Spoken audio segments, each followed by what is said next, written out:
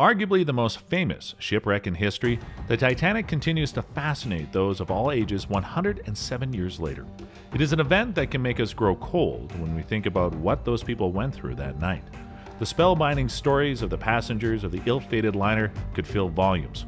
The tragedy of the Titanic has proven to be just as horrific, as shocking, and as mysterious today as it was the night it sank.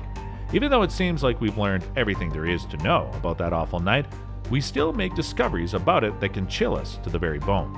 Here are 10 chilling and eerie facts about the Titanic tragedy.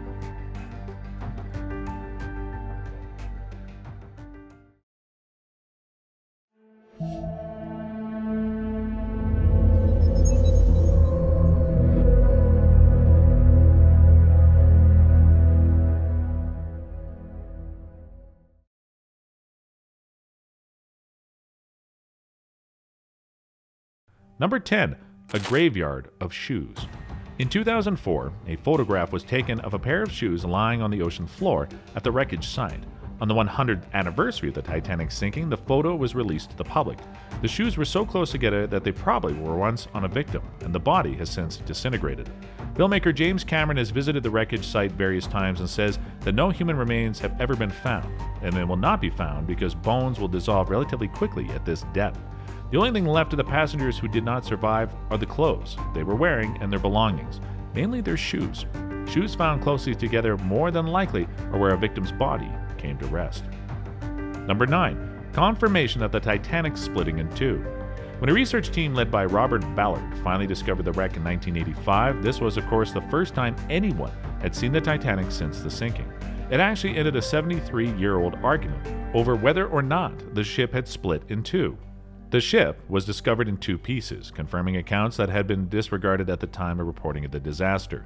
Until the discovery of the wreckage, it was believed that the ship had sunk in one piece. It was actually printed in the American Inquiry as being fully intact when it sank. In order to protect the White Star Line's reputation, Second Officer Light Toller had said that it sank absolutely intact. Despite this, however, various passengers insisted they heard explosions and the ship broke in half.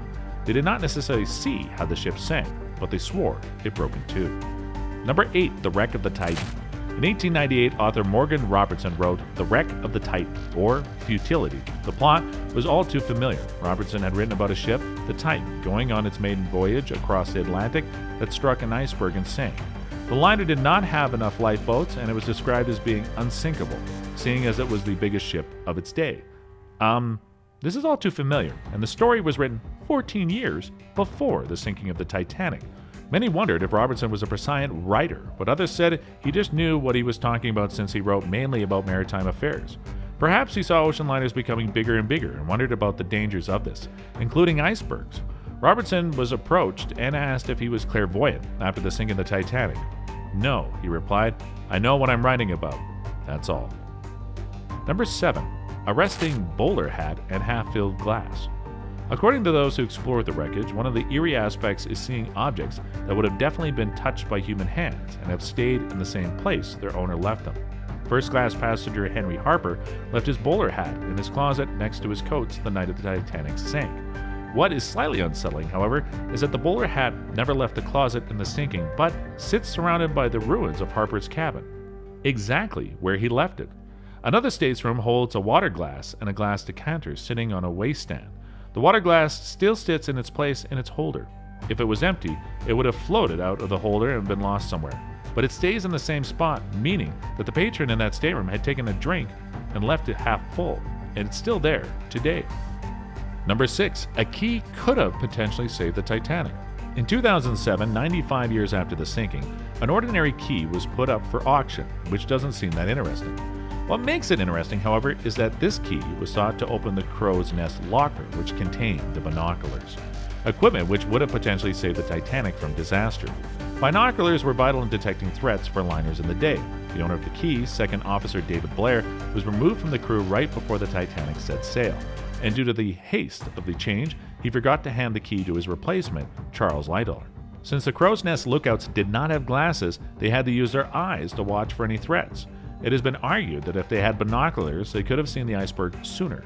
Unfortunately, the key may never be able to unlock the full mystery of the binoculars and the Titanic. Number 5.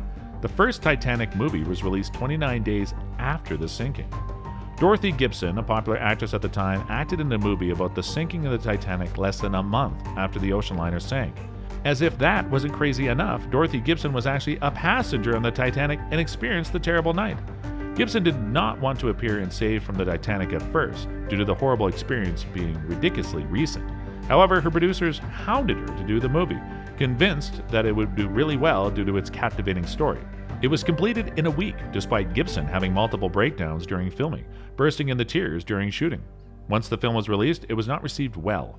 Many critics were appalled that a studio would make a movie about one of the worst maritime tragedies in history 1 month after it happened. On top of that, everyone found the fact that Gibson had actually been on Titanic and went through with filming unbelievable. Number 4. A Violin and a Love Story. The famous story of the musicians playing as the ship went down is one that grabs the heartstrings. The leader of the 8 musicians, Wallace Hartley, played a violin, trying to help the passengers stay calm as the ship sank. In the ship's final moments, he led the band in playing the hymn, "Nearer My God to Thee." Hartley went down with the ship that night. His body was recovered 2 weeks later with his violin strapped to him. The violin was an engagement gift for Hartley from his fiancée. Engraved in the violin are the words, "For Wallace, on the occasion of our engagement, from Maria." The violin was found in an attic by a woman's son in 2006. It was in a case marked WHH. The violin has been passed from house to house during the years. In March 2013, it was announced that it was Wallace Hartley's violin that he played when the Titanic went down. The violin's journey began when Hartley's body was recovered with his violin all those years ago. The violin was then returned to his grieving fiancée, who never married. Number 3. The iceberg may have been photographed.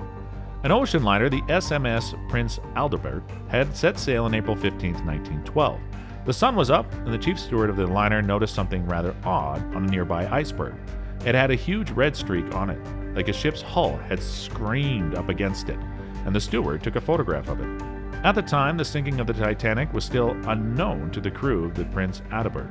The steward wrote on a note with the photograph, "On the day after the sinking of the Titanic, the steamer Prince Albert passed the iceberg shown in this photograph. The Titanic disaster was not yet known by us. On one side, red paint was plainly visible, which has the appearance of having been made by the scraping of a vessel on the iceberg." Number 2. A frozen pocket watch. One of the 13 couples that were on their honeymoon on the Titanic consisted of 37-year-old Mr. John Chapman and his new bride Lizzie, 29, who were on their way to a new life in the U.S. just after getting married. When the lifeboats were being loaded, Lizzie was placed in lifeboat 4, but then heard that her husband was not allowed in the boat with her. She stated, "I won't go either," and exited the lifeboat to stand next to her husband. The couple both drowned a short time later after they and others got plunged into the sea. Mr. Chapman's pocket watch stopped right at the moment they fell into the cold Atlantic, 1:45 a.m. on April 15, 1912. The watch was recovered along with John's body, but unfortunately, Lizzie's body was never found. Number 1. A canceled emergency drill. On April 14th, the day the Titanic struck the iceberg, an emergency lifeboat drill had, ironically, been scheduled. Due to reasons unknown, the drill was canceled by Captain Smith. If the drill had gone through, many more lives could have been saved. The passengers would have been more likely to have followed proper protocol and procedure in loading the lifeboats.